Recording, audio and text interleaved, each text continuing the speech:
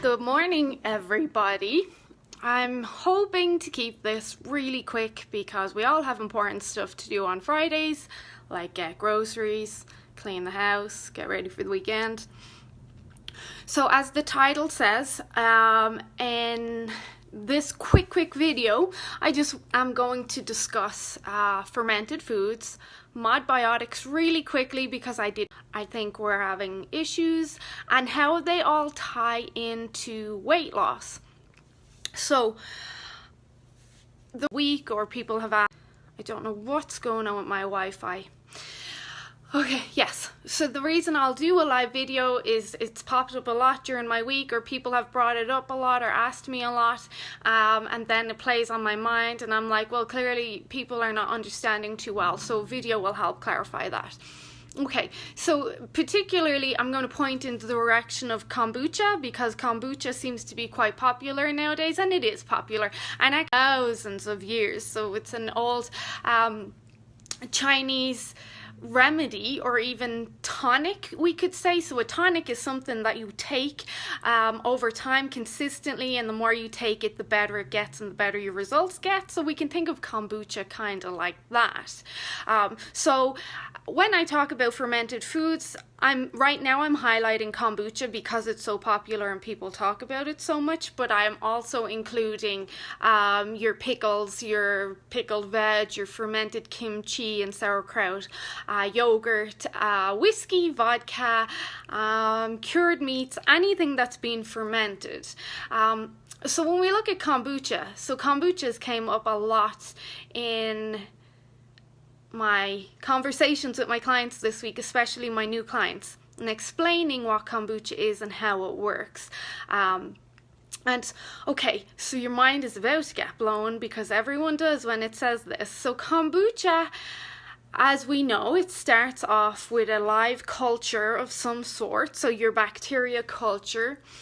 But kombucha that you buy in the shop, or a friend provides for you, or wherever you may get it, that kombucha has no live bacteria in it. There are no probiotics in kombucha. I know, you're like, what? I thought I was drinking it for the probiotics. No, there's no probiotics in kombucha, because this is how it works. So kombucha, you get your live culture, and then you add in your sugars or your fruit, and then you let it ferment for when you ferment foods, so when you ferment sugars, so you put in your live culture, you put your sugars in, the bacteria then eat the sugar and they ferment the sugar into acid, normally acetic acid. So that sugar gets converted into acid, so in and around the 2-week mark of fermentation. So then what happens with the acid is the acid then sterilizes the bacteria. So any live bacteria you did have in that, the acid will sterilize it. So if you think the bacteria pretty much poison themselves, or they kill themselves off, so you have no bacteria then left in your kombucha. What you do have left is a lot of acid, so beneficial acetic acid. You have polyphenols, and you have some other polysaccharides and some other good compounds in there.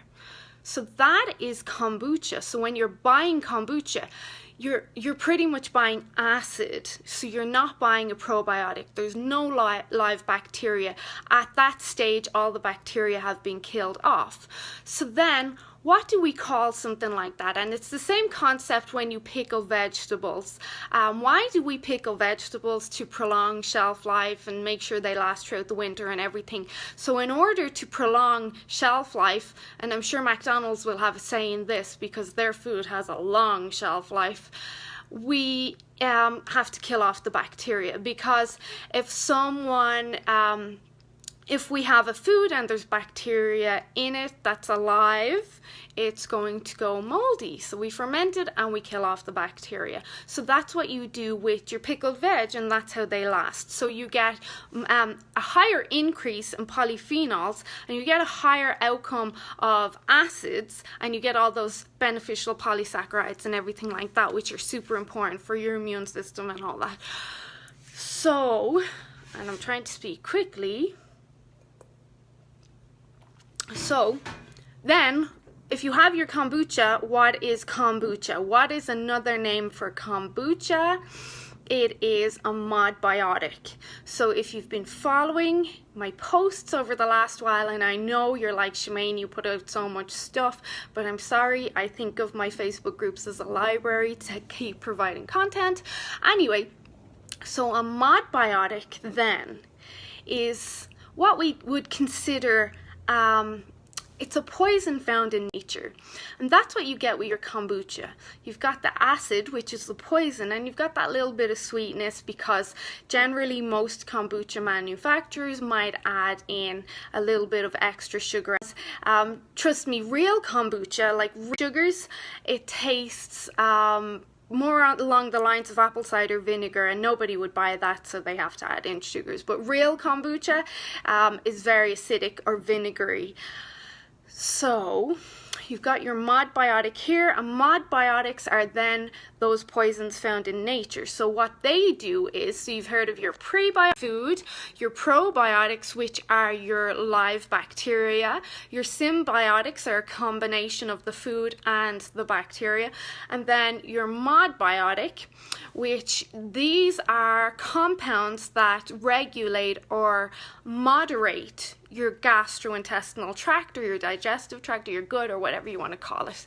So that's what a modbiotic is. So modbiotics, what they do is when you ingest them, they have, we know that bad bacteria and bad fungus, they are highly attracted to sugar. That's why if you do have like an overgrowth of candida or something, you'll have big cravings for sugar. Or if you even have a bacteria overgrowth, I mean, there's so much involved in weight loss, but this is just one kind of proponent or one part of the circle that you will have higher cravings of sugar, because bad bacteria, they love sugar. They cause you to crave sugar because they're like, I love sugar.